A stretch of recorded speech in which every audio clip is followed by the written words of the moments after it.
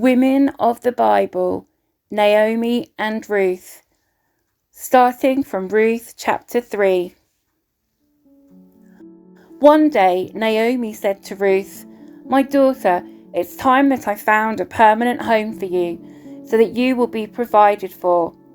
Boaz is a close relative of ours, and he's been very kind by letting you gather grain with his young women.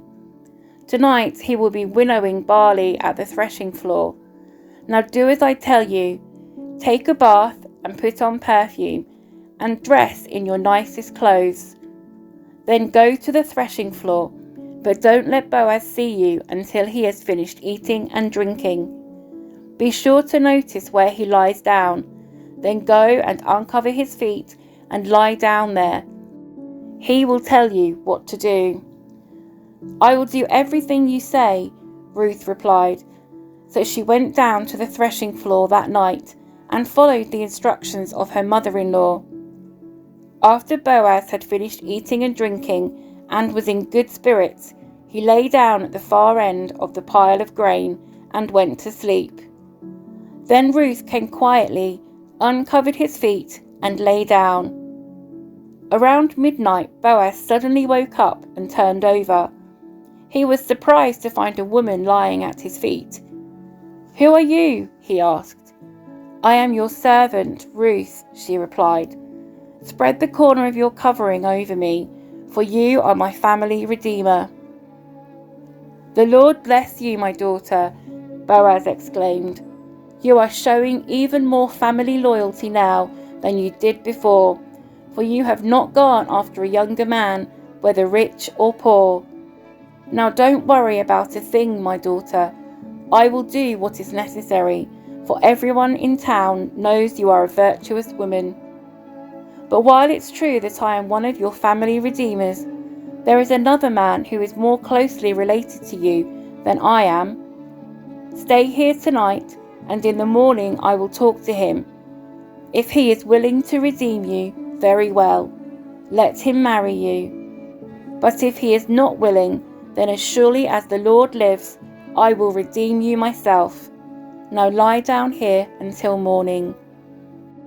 So Ruth lay at Boaz's feet until the morning, but she got up before it was light enough for people to recognize each other. For Boaz had said, "No one must know that a woman was here at the threshing floor." Then Boaz said to her, "Bring your cloak and spread it out." He measured 6 scoops of barley into the cloak and placed it on her back. Then he returned to the town. When Ruth went back to her mother-in-law, Naomi asked, "What happened, my daughter?" Ruth told Naomi everything Boaz had done for her, and she added, "He gave me these 6 scoops of barley and said, 'Don't go back to your mother-in-law empty-handed.'" Then Naomi said to her, "Just be patient, my daughter, until we hear what happens. The man won't rest until he has settled things today." Boaz went to the town gate and took a seat there. Just then the family redeemer he had mentioned came by, so Boaz called out to him, "Come over here and sit down, friend. I want to talk to you." So they sat down together.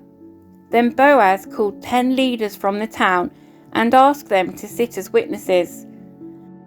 And Boaz said to the family redeemer, "You know Naomi, who came back from Moab. She is selling the land that belonged to our relative Elimelech. I thought I should speak to you about it, so that you can redeem it if you wish. If you want the land, then buy it here in the presence of these witnesses. But if you don't want it, let me know right away, because I am next in line to redeem it after you." The man replied, "All right, I'll redeem it." Then Boaz told him, "Of course, your purchase of the land from Naomi also requires that you marry Ruth, the Moabite widow. That way she can have children who will carry on her husband's name and keep the land in the family." "Then I can't redeem it," the family redeemer replied, "because this might endanger my own estate. You redeem the land. I cannot do it." Now in those days it was the custom in Israel for anyone transferring a right of purchase to remove his sandal and hand it to the other party. This publicly validated the transaction. So the other family redeemer drew off his sandal as he said to Boaz, "You buy the land." Then Boaz said to the elders and to the crowd standing around, "You are witnesses that today I have bought from Naomi all the property of Elimelech, Kilion, and Mahlon. And with the land I have acquired Ruth, the Moabite widow of Mahlon, to be my wife.